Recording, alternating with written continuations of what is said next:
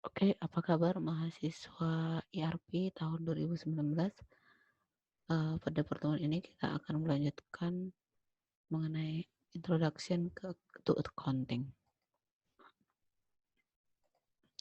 Ini adalah learning objektif kita pada pertemuan ini. Nah, pada dasarnya proses accounting itu dibagi menjadi dua kategori utama, yaitu financial accounting yang disingkat dengan FI dan manajemen accounting yang disingkat dengan CO. Itulah kenapa finance accounting dan manajemen accounting ini biasanya di dalam modul ERP di SAP disebut dengan FICO. Oke, perbedaannya adalah bahwa financial accounting itu fokusnya itu pada proses eksternal dan manajemen accounting itu pada internal proses. Nah, yang mana financial accounting itu sendiri lebih dia fokusnya pada laporan legal atau disebut dengan financial statement yang akan dimana nanti financial statement ini akan dikomunikasikan atau menjadi laporan ke investor. Nah, sementara manajemen accounting itu sendiri adalah mengenai pengelolaan dalam perusahaan terkait cost dan revenue.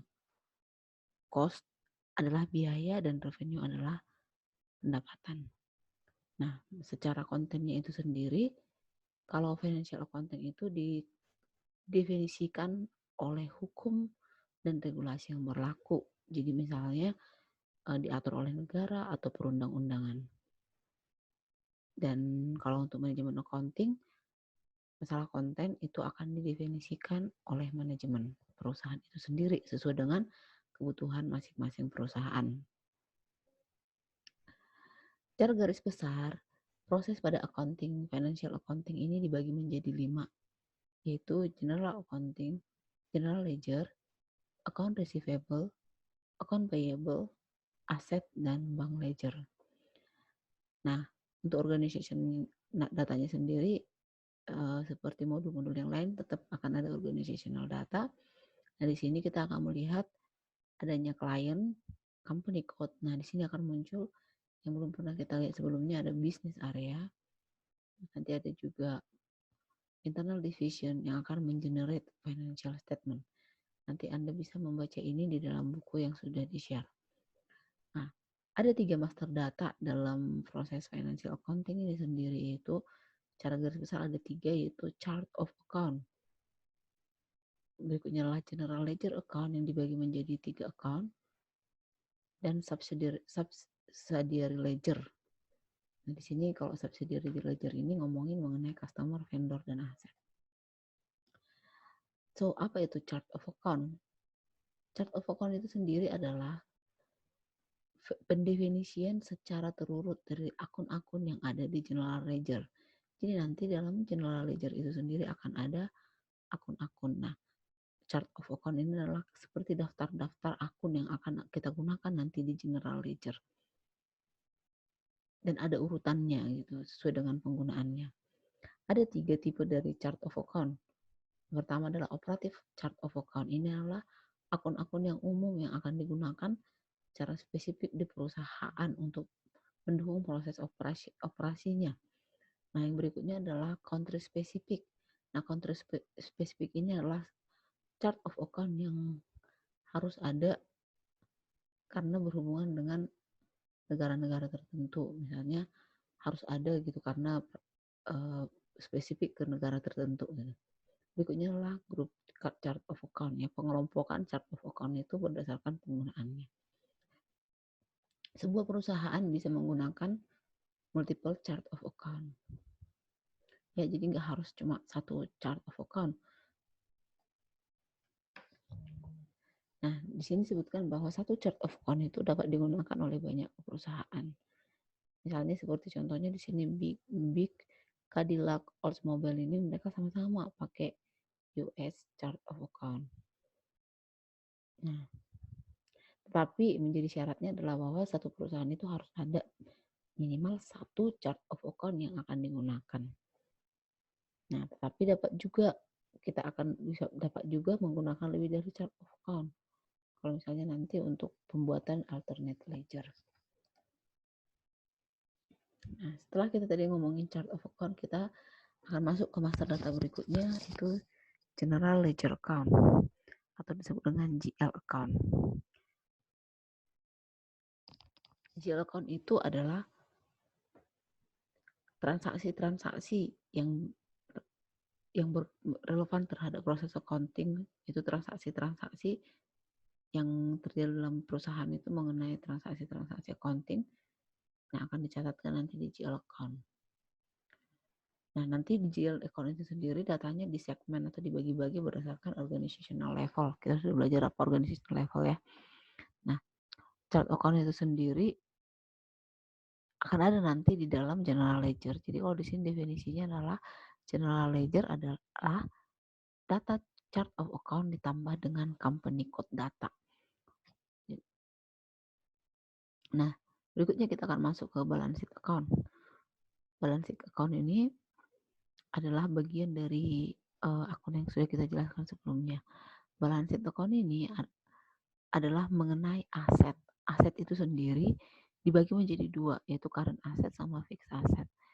Aset yang current itu misalnya uang cash atau yang ada di bank, terus receivable. Receivable itu berupa piutang. Piutang bisa dari customer, misalnya mereka belum membayarkan ke kita. Nah, inventory, jadi stok barang di inventory itu termasuk aset. Dan prepaid expenses. Apa sih prepaid expenses ini? Adalah pengeluaran atau cost yang sudah kita keluarkan di depan, walaupun misalnya down payment yang sudah kita bayarkan ke vendor, barangnya belum nyampe tapi kita sudah bayar DP. Nah, seperti itu contohnya prepaid expenses. Nah, fixed asset sendiri dibagi adalah aset-aset yang fix, jadi seperti bangunan, tanah yang dimiliki oleh perusahaan itu termasuk aset. Nah, definisi dari aset itu sendiri adalah liabilities ditambah equities. Liabilities ini adalah kewajiban. Kewajiban itu kewajiban kita gitu, kewajiban dari perusahaan. Ini dibagi menjadi dua, ada kewajiban jangka pendek dan ada kewajiban jangka panjang. Kewajiban jangka pendek itu utang-utang kita dalam jangka pendek, misalnya pembayaran ke vendor. Nah, kalau long term itu adalah pinjaman-pinjaman jangka panjang, misalnya pinjaman ke bank yang biasanya perusahaan itu 20 tahun, 30 tahun seperti itu. Nah, equity sendiri adalah saham atau stok yang kita punya. Stok, maksudnya stok sahamnya. Nah, di sini definisinya aset adalah, jadi apa sih aset itu? Aset itu adalah liability ditambah dengan equity. Jadi harus sama nanti kalau misalnya kita jumlahkan aset, kita itu adalah merupakan penjumlahan dari liability yang kita punya dan equity-nya. Oke, sekarang kita akan masuk ke profit and loss account. Nah, namanya profit dan loss. Jadi sebenarnya dia ngomongin keuntungan. Nah, definisinya di sini adalah bahwa income, pendapatan adalah income sama dengan revenue dikurang expense. Nah, di sini revenue itu bisa berasal dari sales dan hal-hal yang lain yang misalnya kita ada service dan seterusnya. Nah, dan expense itu adalah pengeluaran yang kita gunakan misalnya untuk pembayaran gaji, membayar listrik, pajak, dan cost-cost yang kita perlukan nanti untuk memproduksi barang. Nah, di sini bahwa definisi dari income sama dengan revenue, yaitu uang yang sudah yang revenue itu misalnya hasil dari penjualan tadi kita kurangkan dengan expenses yang kita lakukan, yang sudah kita keluarkan. Nah, inilah disebut dengan income. Contohnya adalah kita sudah menghasilkan penjualan 100 juta. Nah, 100 juta kita hasil dari penjualan misalnya untuk 10 produk. Nah, ternyata untuk menghasilkan 10 produk ini kita akan mengeluarkan expense sebesar 80 juta. Jadi yang disebut dengan income adalah revenue tadi 100 juta dari hasil penjualan dikurangi dari expense yang kita gunakan yaitu 80 juta. Berarti income-nya adalah 100 juta dikurang 80 juta yaitu menjadi 20 juta.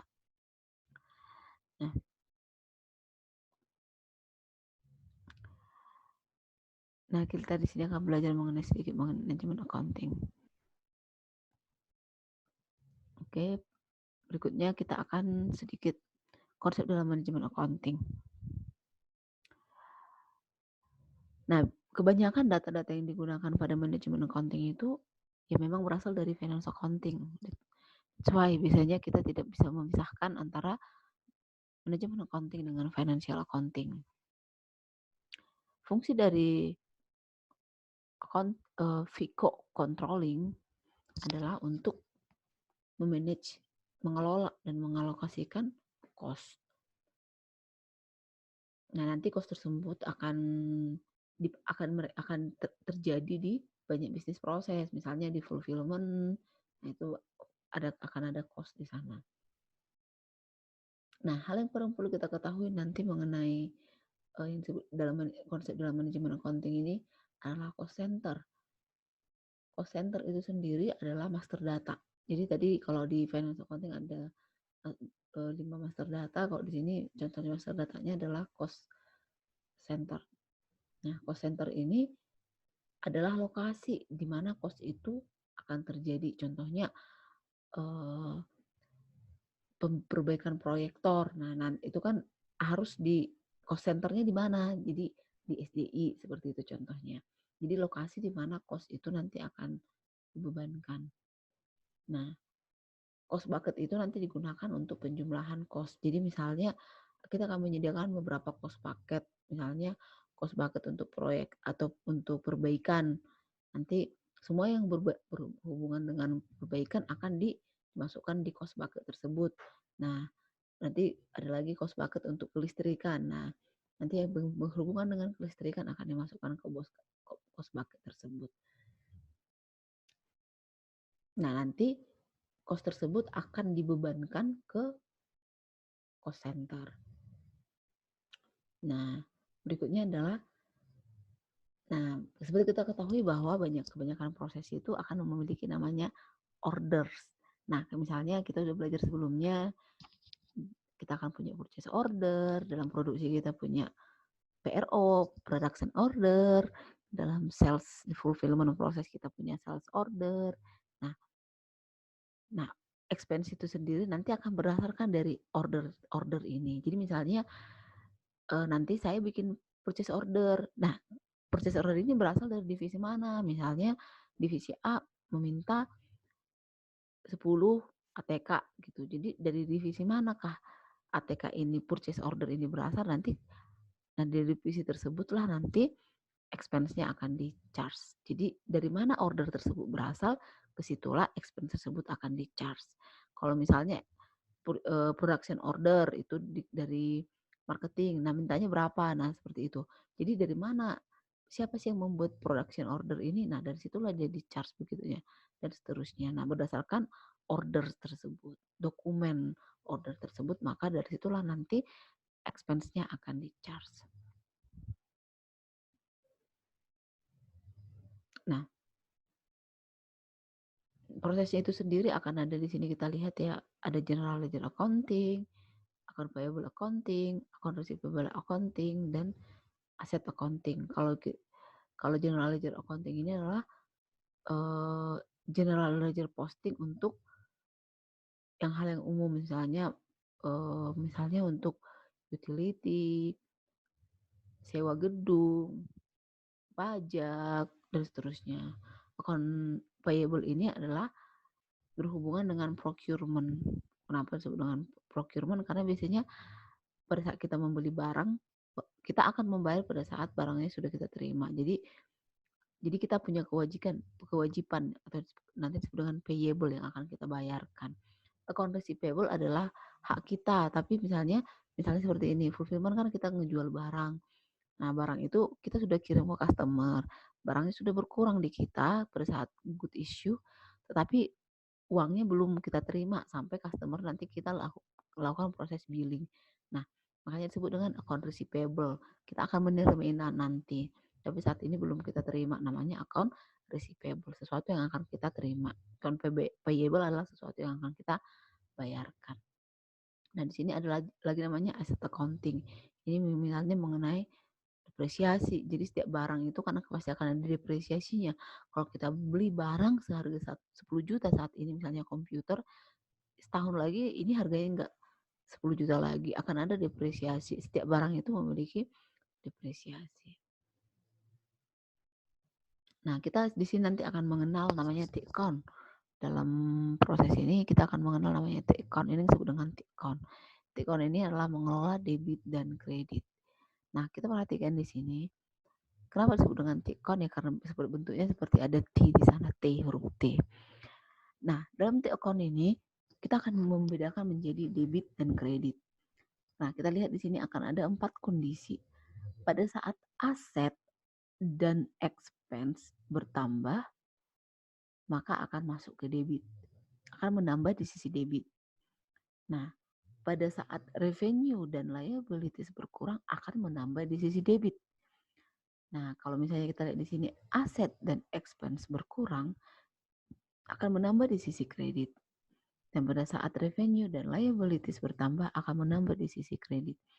Kita clearkan dulu definisi ini menjadi umum bagi kita, yaitu bahwa aset sudah kita ketahui tadi ya, ada aset yang berupa fixed aset, ada yang berupa aset apa lagi tadi, ada yang berupa cash aset. Nah, ada beberapa banyak aset tadi seperti kita pelajari.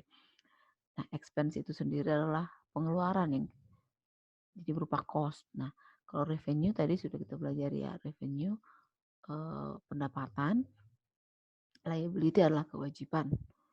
Nah, sama seperti jadi hanya 4 terminologi ini yang perlu kita pahami.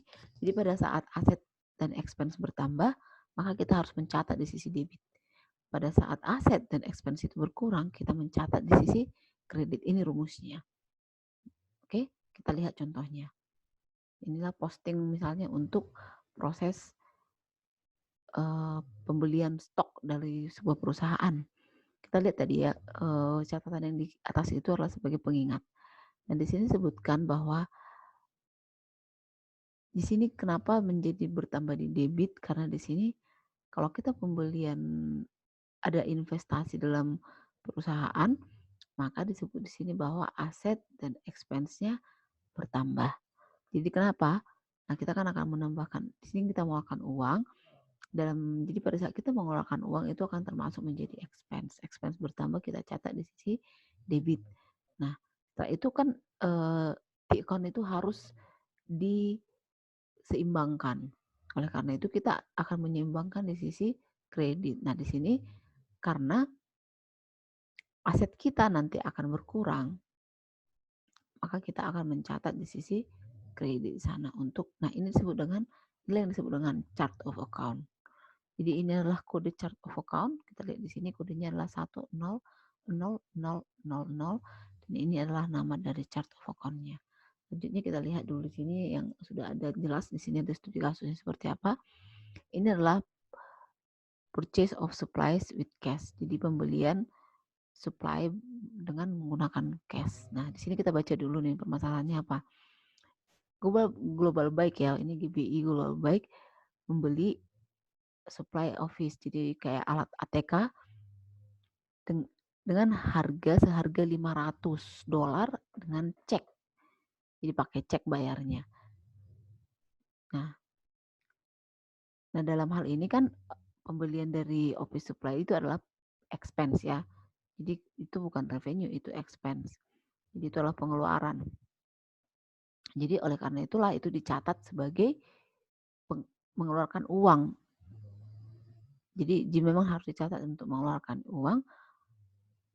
Jadi kita lihat di sini bahwa pengeluaran uang. Jadi apa untuk account-nya sendiri seperti apa? Kita bisa melihat di sini bahwa ini kita akan menggunakan 2 chart of account, yaitu bank account ya, karena kita nanti kita akan melakukan pembayaran di sini dan supply. Nah, katanya ini pembayarannya cash ya.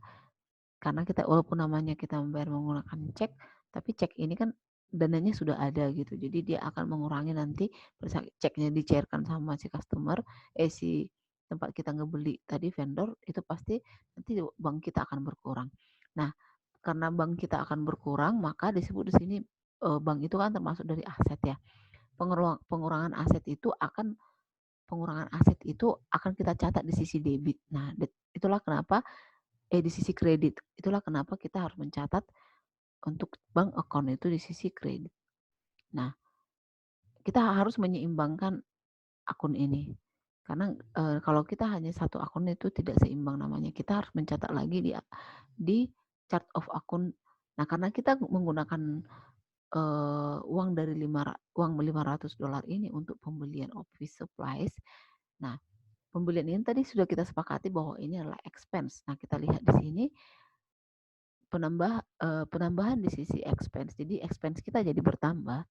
Maka kita harus mencatat di sisi debit. Nah, sisi debit berarti menjadi sekarang sudah imbang 500 di sisi debit dan 500 di sisi kredit, dan ini sudah balance. Oke. Kita lihat lagi contoh ketiga.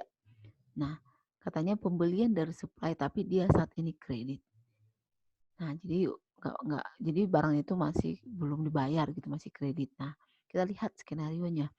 GBI membeli dengan harga $1.000 office supplies, tapi menggunakan kredit. Nah, pada kasus ini pembelian dan payment dicatat secara terpisah. Satu akun yang digunakan di sini sudah disebutin ya. Nama akun yang digunakan di sini adalah supplies expense yang akan didebit sebanyak 1.000. Nah, kita juga akan mulai payables miscellaneous. Ini nama chart of account-nya akan dicatat di kredit sebanyak 1.000 dan payment is made using the bank account. Nah, sebanyak 1.000. Finally, the payables miscellaneous account is clear. Nah, bagaimana maksudnya? Pertama, kita lihat ya. Nah, katanya pertama kali kan kita akan membeli nih. Tapi walaupun nanti kita membeli di sini ceritanya dengan menggunakan kredit, tetapi walaupun pakai kredit kita harus bayar. Jadi makanya akan ada dua langkah di sini. Langkah pertama pada saat kita membeli dan langkah kedua pada saat kita melakukan pembayaran. Di sini akan dilihat dari langkah pertamanya. Pada saat langkah pertama kita membeli tetapi secara kredit. Nah, pembelian akan menambah expense ya. Penambahan expense akan dicatat di sisi debit. Nah, itulah kenapa ini harus dicatat di sisi debit. Nah, tetapi karena kita masih membayarnya dari tidak menggunakan cash, tapi kita membayarnya dengan cara kredit. Kredit itu berarti payables. Jadi dikategorikan menjadi payables. Karena kita akan membayar, jadi bukan receivable, jadi payables. Makanya namanya di sini adalah payables miscellaneous. Dan di sini kita karena payables itu nanti akan jadi payables itu kan termasuk dari aset ya. Nah, payables itu akan mengurangi aset kita, makanya dia akan dicatatkan di sisi kredit. Nah, payables itu bukan. Payables itu payables itu kan termasuk liability. Penambahan pada liability ini akan dicatat di sisi kredit. Kita perhatikan di sini pencatatan pertama kita baru hanya memiliki, jadi kita akan tidak usah melihat langkah 2. Kita melihat di sini bahwa yang dicatat pada saat kita pembelian adalah penambahan pencatatan di sisi debit terhadap chart of account supplies expense dan pencatatan di sisi debit. Jadi sudah balance ya, 1.000 di sisi debit, 1.000 di sisi kredit. Nah, pada saat kita melakukan pembayaran, kita akan mencatat lagi. Jadi pembayaran itu apa yang akan terjadi? Nah, kalau pembayaran jelas, pembayaran itu akan mengurangi cash. Cash ini akan mengurangi cash kita di bank account. Cash termasuk pada kategori aset.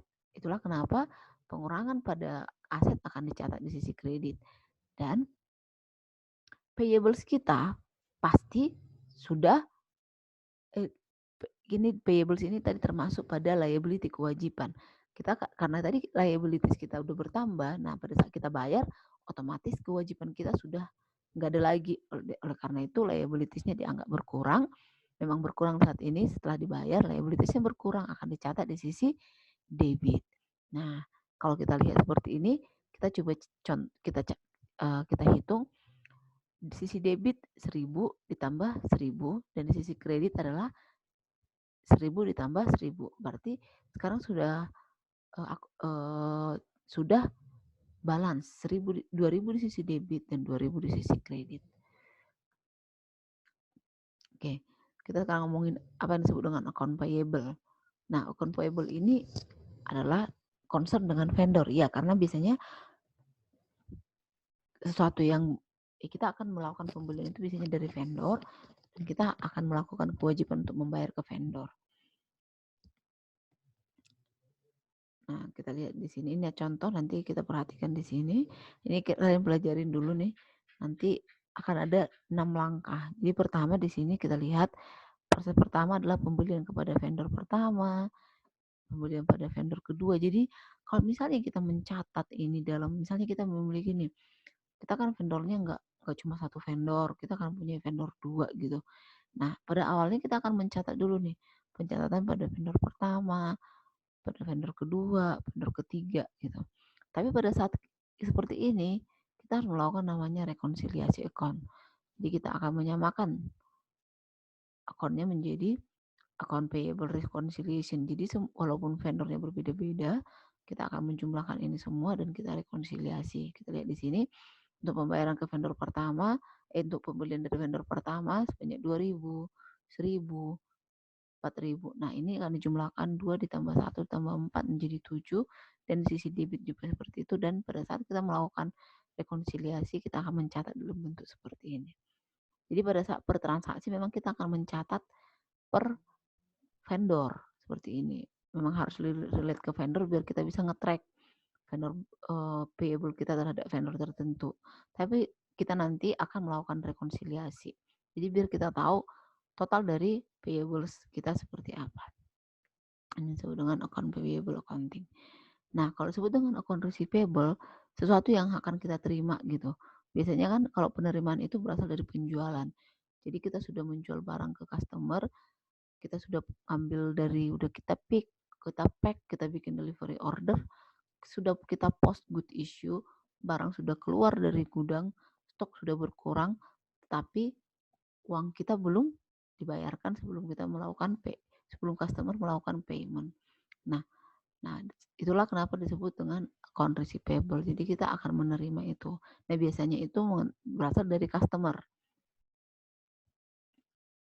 Nah, seperti ini. Nah, pencatatan account receivable juga sama seperti vendor tadi, kita harus mencatat per customer. Jadi misalnya kita pada saat langkah pertama ada customer 1, ya kita catat di account-nya customer 1, AR bertambah, pencatatan terhadap AR akan bertambah di debit, di kredit, seperti itu.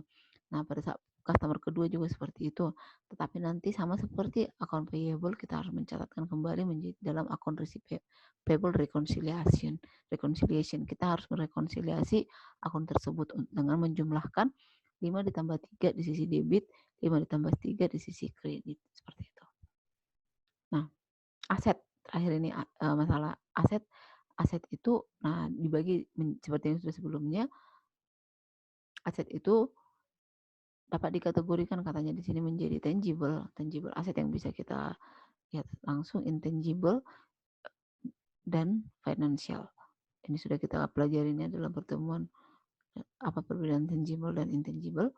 Nah, sekarang kita bisa melihat lagi bahwa secara umum tangible. Jadi sekarang kita ngomongin lebih spesifik mengenai tangible asset. Tangible asset itu dibagi juga secara lebih lanjut, dikategorikan ada fixed asset, lease asset, dan aset under construction. Jadi aset-aset yang lagi kita bangun, misalnya bangun pabrik gitu, termasuk akan harus dicatat. Nah, aset itu sendiri harus dicatatkan berdasarkan company code dan business area-nya. Nanti akan ada, kita lihat di sini, sub ledger account, general ledger. Nah, namanya aset itu memang harus kita catatkan, dia harus memiliki account, chart of account-nya. Tapi itu aset account namanya. Nah, sekarang di aset accounting juga nanti harus ada pencatatan mengenai general ledger. Ada juga nanti di sini reconciliation account yang seperti kita pelajari pada account payable dan account receivable. Nah, seperti inilah pencatatan akun. Sama seperti chart of account yang tadi, pencatatan akun itu akan ada akun numbernya 22010, namanya adalah untuk land. 220200, itulah kenapa disebut chart of account itu berurutan, pendefinisian terurut gitu. Jadi harus diurutkan. Nah, kenapa ada di sini pengurutannya. Untuk akun sendiri nanti kita lihat di sini inilah urutannya, jadi kita bisa melihat di sini pengkelompokan asetnya. Oke. Oke, nanti secara langsung financial accounting ini akan berhubungan dengan semua bisnis proses yang ada di perusahaan. Makanya gambar seperti ini. Base-nya adalah di financial accounting. Jadi semua proses yang sudah kita pelajari sebelumnya, baik itu proses produksi, procurement, fulfillment, dan semua proses inventory, project, manajemen accounting, enterprise asset management itu akan masuk ke financial accounting. Dan akan ada beberapa kategori reporting yang biasanya akan digunakan secara umum. Nah, oke, nah ini contoh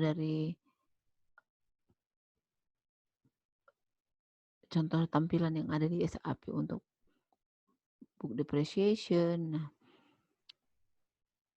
Nah, kita akan belajar di sini ada 3 tipe dari financial statement yang umum digunakan ya. Dan kalau misalnya perusahaan ada lagi ya, nah ini yang ada biasanya digunakan adalah balance sheet statement, income statement, statement of cash flow. Nah, kalau misalnya itu reporting kita butuhkan untuk external reporting, nah ini katanya kita harus mengikuti dari peraturan dari yang Sarbanes-Oxley Compliance SOX.